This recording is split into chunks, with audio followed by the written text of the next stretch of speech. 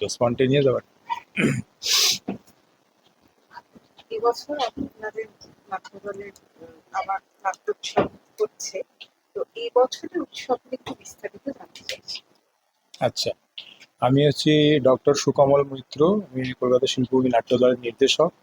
আর আমি হচ্ছি শিল্পী কর, প্রতিষ্ঠাতা সদস্য কলকাতা শিল্পভূমির।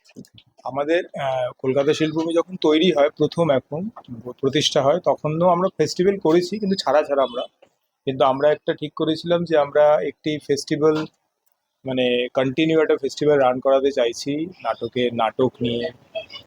শুধু কলকাতা না, ভারতবর্ষ এবং ভারতবর্ষের বাইরেরও আমার কিছু প্ল্যান আছে। আমরা একটা পর্যায় শুরু করেছি, ভারত নাট্য মহোৎসব নাম দিয়েছি, এবং সেই এটা দ্বিতীয়বারের জন্য আমাদের। তো এবারে যে ফেস্টিভ্যালটা হচ্ছে, এবারে ফেস্টিভ্যালে আমাদের ম্যাক্সিমামটা ওয়েস্ট বেঙ্গলের দল থাকছে, একটি দল আসছে আমাদের ওড়িশা থেকে। প্রথম দিন আমাদের 30 তারিখ দিয়ে শুরু হয়েছে, এটা 30, 31, 1 জুন মাসে, 30 তারিখ, 31 তারিখে মে মাসে, আর জুন মাসের 1 তারিখে আমাদের এই 3 দিনের ফেস্টিভ্যাল। 30 তারিখে প্রথম দিন আমাদের নাটক ছিল বসিরহাট কিংসুকে, রবীন্দ্রনাথ ঠাকুরের গল্প নিয়ে একটি নাটক ছিল, তারাপদ। খুব সুন্দর একটি প্রোডাকশন ওরা করেছেন। আর তারপরেই ছিলেন আমাদের শিল্পী সংসদ, মালদা শিল্পী সংসদের একটি নাটক ছিল। ওদের নাটক ছিল কাঞ্চন। কাঞ্চনরঙ্গ, যেটি ডিরেকশন দিয়েছেন আমাদের দেবাশিস দত্ত ইফটা। আর আজকে আমাদের হচ্ছে দ্বিতীয় দিন। আজকে দ্বিতীয় দিন আমাদের নাটক ছিল হচ্ছে যাত্রিক কালিয়াগঞ্জ, ওদের নাটক ছিল চোরেদের লজ্জা হলো। আর তারপরে আমাদের নাটক হলো হচ্ছে বিশান একটি নাট্য সংস্থার বানরের থাবা। WW জেকবসের লেখা, খুব বিখ্যাত একটি গল্প নিয়ে। আর আগামীকাল আছে আমাদের বিচিত্রা দিনাজপুর থেকে একটি দল আসছেন, নাট্যদল, তাদের একটি নাটক আছে কালকে।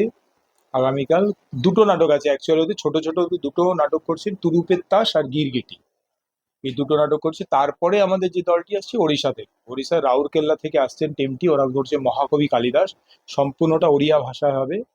এবং আমরা খুব, মানে যেহেতু কলকাতার লোকের অডিয়েন্সের ভাষা নিয়ে কোনো সমস্যা নেই, তারা যে কোনো ভাষায় বোঝার চেষ্টা করে, এবং উড়িয়া ভাষাটাও খুব কাছাকাছি আমাদের ভাষার, আমরা বুঝতেও পারি খুব আস্তে আস্তে বললে। তো কালকে পুরোটাই ওড়িয়া হবে, তাতে কোনো সমস্যা হবে না আমার মনে হয়। তো এই হচ্ছে আমাদের মোটামুটি নাটকের এই বছরের প্রস্তুতি। এর মধ্যে আমাদের ইজেডসিসির আমাদের এডিও আছেন, যিনি অভিজিৎ চ্যাটার্জি, উনি আছেন। উনি আমাদের বিশেষ অতিথি হিসেবে আসছেন আগামীকাল, থাকছেন। আজকে যেমন আমাদের ফেস্টিভ্যালে আমাদের ইন্ডিয়ান হাই কমিশনের প্রাক্তন হাই কমিশনার ছিলেন, এবং বালুরঘাট কলেজের অধ্যাপক উনি ছিলেন আজকে। এরকম ডক্টর প্রকাশ চক্রবর্তী উনি ছিলেন আজকে। তো এরকম বিশিষ্ট কিছু লোকজন যারা আসছেন আমাদের এই জায়গার পরিসরটা তো ছোট, খুব অনেক লোক আনতেও পারছি না, যদিও ভরে যাচ্ছে।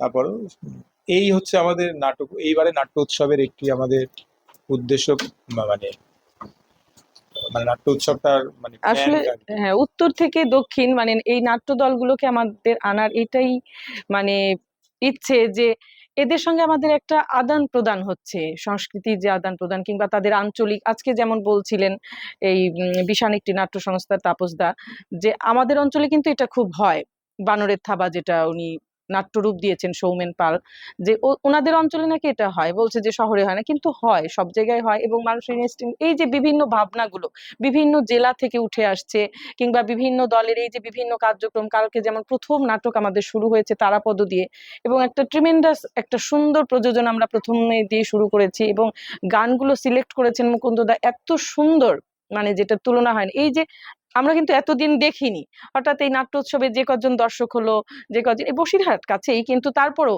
যে এই যে ওনাদের প্রযোজনাটা আমাদের মন ছুঁয়ে গেল, এইগুলোই আমাদের আর কি প্রাপ্তি আমাদের নাট্য উৎসবের, যে শহরে এনে ওরা মফস্বল শহরগুলো থেকে আসা দলগুলো, কিংবা আমরাও যখন যাব ওনাদের সঙ্গে একটা ইন্টারাক্ট করা, এটাই উদ্দেশ্য। সবাইকে একসাথে থাকা, এবং নাটকগুলো এমনভাবে বাঁচার চেষ্টা করছি আমরা, যে নাটকগুলো যেন খুব ভালো এই সময়কে, খুব নাটক তো সবসময় সময়কে